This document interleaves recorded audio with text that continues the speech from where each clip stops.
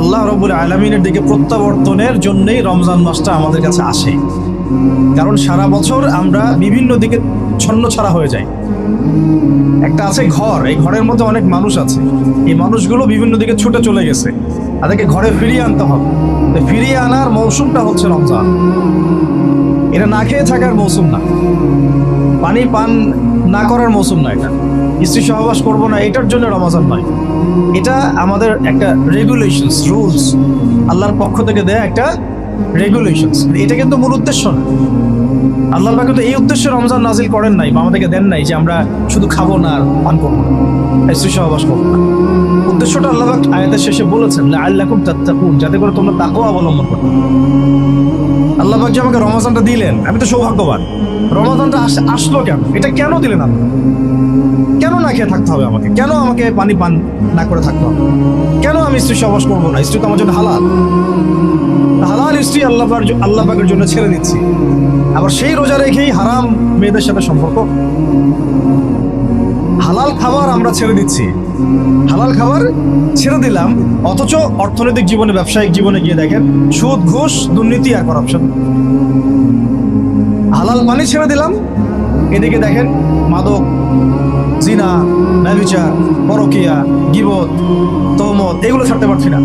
আসলে কেন এগুলো ছাড়তে বলা হচ্ছে? পানি, খাবার এবং স্ত্রী সহবাস একটা আপনাকে সবর এর ইমতিহান দেওয়া হচ্ছে, তাকওয়ার একটা প্রশিক্ষণ দেওয়া হচ্ছে। এটা এক একটা শুধু একটা বিষয় নয়, একটা মূলনীতি যে খাবার ছেড়ে দিচ্ছ মানে কি? আল্লাহর ভয়ে তুমি হালালও ছেড়ে দিচ্ছ, তাহলে আল্লাহর ভয়ে হারামে কিভাবে তুমি লিপ্ত হতে পারো? যে আল্লাহর ভয়ে আমি হালাল খাবার ছেড়ে দিলাম, সেই আল্লাহর ভয়ে কেন আমি হারাম ছাড়বো না? লজিকটা কি? এটা মেক সেন্স না? যে আল্লাহ পাকের ভয়ে আমি হালাল ছেড়ে দিলাম, হালাল খাবার ছেড়ে দিলাম, তাহলে কেন আমি আল্লাহর ভয়ে হারাম ছাড়বো না?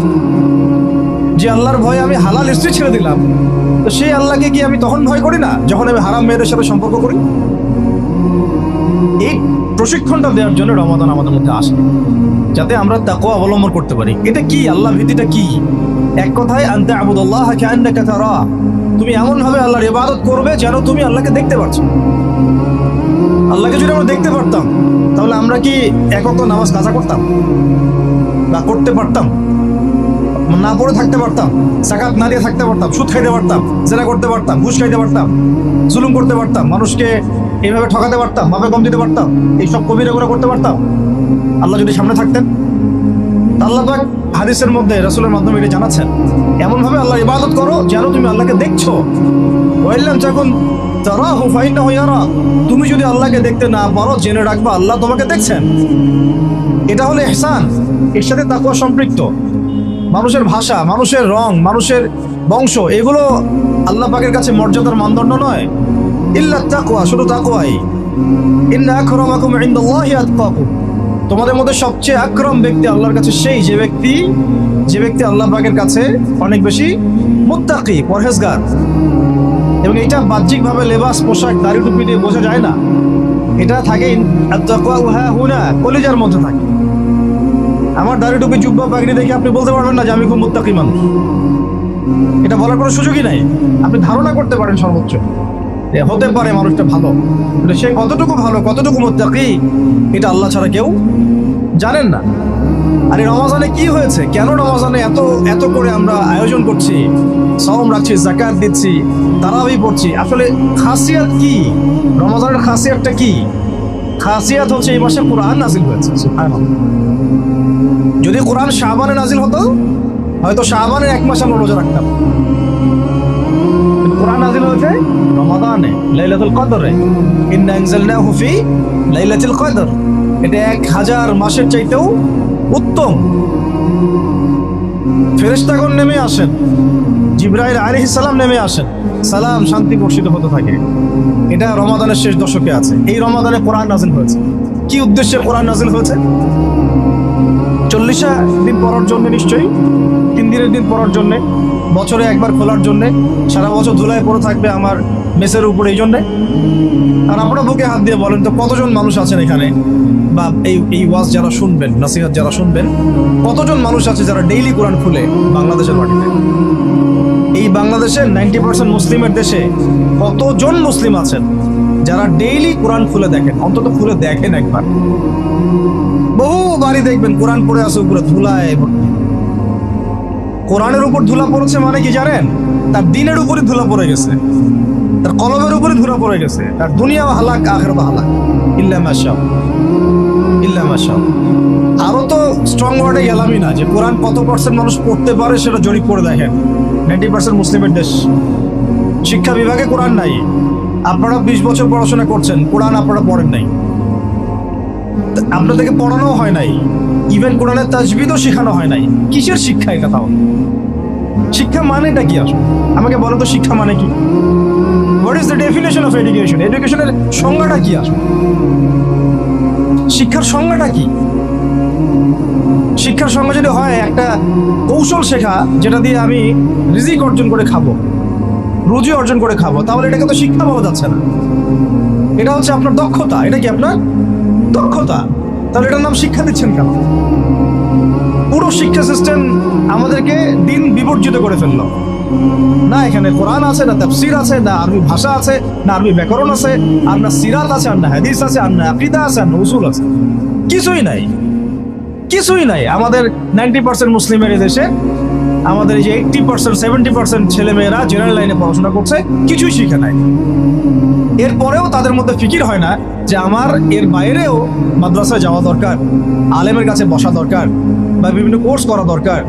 সারা জীবন শিখতে পারলাম না, ওস্তাদদের কাছে গিয়ে শেখা দরকার। অনলাইনে হোক, অফলাইনে হোক, দার্সে হোক, তালিমে হোক, বা কোর্স ভিত্তিক ভাবে হোক, শেখা দরকার। এই ফিকিরটুকু আমাদের মধ্যে আসতেছে না। আর ইলম ছাড়া আপনি কি করতে পারবেন? যে বিষয়টা সম্পর্কে আপনার কোনো জ্ঞান নাই, সেটা কিভাবে আপনি প্রতিষ্ঠা করবেন? কিভাবে তার উপর আমল করবেন? কিভাবে সেই দাওয়াত মানুষকে দিবেন? আমি ধরেন একজন ডক্টর নই, কখনো মেডিকেল সায়েন্স পড়ি নাই, আমি কি চিকিৎসা করতে পারবো? আমি যদি একটা চেম্বার খুলে বসি, আপনি কি আমার কাছে আসবেন রোগী দেখাতে? Common sense. তা আমরা সবাই চাই আল্লাহর জমিন, আল্লাহর দিন কায়েম হোক, মানুষ ইসলামের ছায়াতলে আসুক। দাওয়াতের কাজ আমরা করি, আমরা সৎ কাজে আদেশ করি, অসৎ কাজে নিষেধ করি। সমস্ত জাহালাতগুলো সমাজ থেকে দূর হয়ে যাক। জাহালাত দিয়ে সমাজটা ভর্তি হয়ে গেছে, দুর্নীতি হচ্ছে, খুন খারাপি হচ্ছে, গুম হচ্ছে, ক্রসফায়ার হচ্ছে, আল্লাহর জমিনে আল্লাহকে গালি দেওয়া হচ্ছে, আল্লাহর জমিনে তার রাসূলকে গালি দেওয়া হচ্ছে। জাহালাতগুলো লিস্ট করলে তো কিয়ামত নেমে আসবে আমাদের উপরে। জাহালাতগুলো লিস্ট করলে, আর যদি একটা একটা করে ধরে আল্লাহ পাক শাস্তি দেওয়া শুরু করেন, তাহলে কিয়ামত নেমে আসবে আজকে বাংলাদেশের মাটিতে। এগুলো দূর করতে হলে তো আমাকে জানতে হবে কোনটা জাহালাত, এর সমাধান কি। এর সমাধানগুলো বের করার জন্য আমাদের পথ পদ্ধতি কি হওয়া উচিত, পদক্ষেপ কি হওয়া উচিত, এই ফিকিরটা আমাদের মধ্যে আসা উচিত। আমরা যদি এখন পর্যন্ত এই বিষয়গুলো মূল্যায়ন করতে ব্যর্থ হই, আজকে থেকে আগামী 20 বছর পরে আপনি, আমরা বিছানায় শুয়ে শুয়ে মৃত্যুর অপেক্ষা করতে থাকবো আর পস্তাইতে থাকবো, কাশ যদি যুবক বয়সে এই বুঝটা আমার মধ্যে আসতো আর আমি বুঝতাম আর দিনের জন্য কিছু করতে পারতাম। এতটুকু আজকের জন্য যথেষ্ট। আমরা ফিকির করি আমাদের জীবনের উদ্দেশ্য কি, লক্ষ্য কি, কেন দুনিয়াতে আসছি, কোথায় যাব, যাওয়ার পরে আমার কি হবে। যদি আমি দুনিয়া এবং আখিরাতে সফল হতে চাই, তাহলে ইসলাম ছাড়া অন্য কোনো রাস্তা নাই। যদি তাই হয়, তাহলে ইসলাম সম্পর্কে আমি জানি কতটুকু, আমার জ্ঞান কতটুকু আছে। জ্ঞান নাই, আমি শিখতে পারি নাই, স্কুল শিখাই নাই, কলেজ শিখাই নাই, আমার কি এই অজুহাতগুলো আল্লাহর সামনে চলবে কি চলবে না? টিকবে না। উত্তর কি? টিকবে না। যদি না টিকে, তাহলে আমাকে যে আল্লাহ পাক এখন শোনার তৌফিক দিলেন, এখন জানার তৌফিক দিলেন, এখন থেকে আমার পরিকল্পনা কি হওয়া উচিত, আমি কি করতে চাই, আমার পরিকল্পনা কি, আমার লক্ষ্য কি, আমার উদ্দেশ্য কি। দুনিয়া কি আমার লক্ষ্য না জরুরত? বাকিগুলো কি আমার লক্ষ্য না জরুরত, প্রয়োজন? এটাও আপনাকে বুঝতে হবে। এবং যদি আপনি বুঝে ফেলেন, হ্যাঁ, সত্য মিথ্যা চিনে ফেলেন, আপনার লক্ষ্য উদ্দেশ্য চিনে ফেলেন, তাহলে আপনি নিজেই ছুটে আসবেন, আপনি নিজেই ছুটে আসবেন আলেমের দরবারে, ওস্তাদদের দরবারে।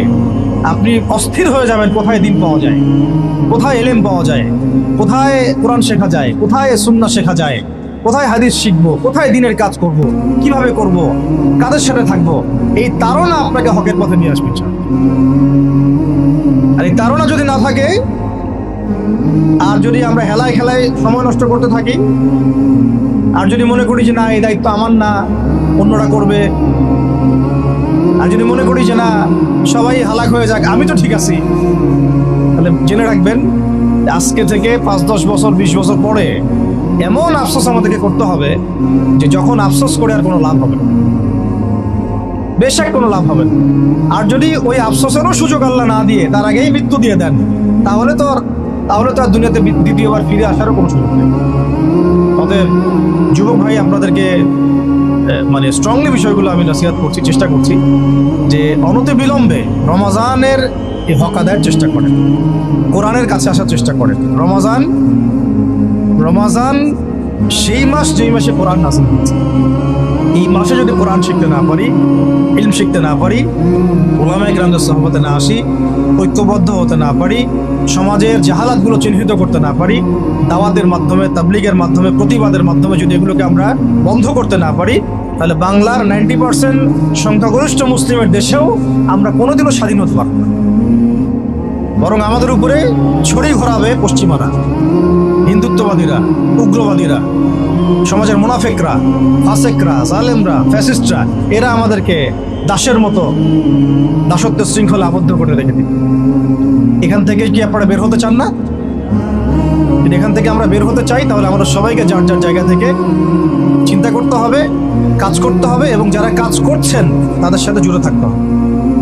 আল্লাহ পাক আমরা সবাইকে কথাগুলো বোঝার, আমল করার তৌফিক দান করেন, আমিন।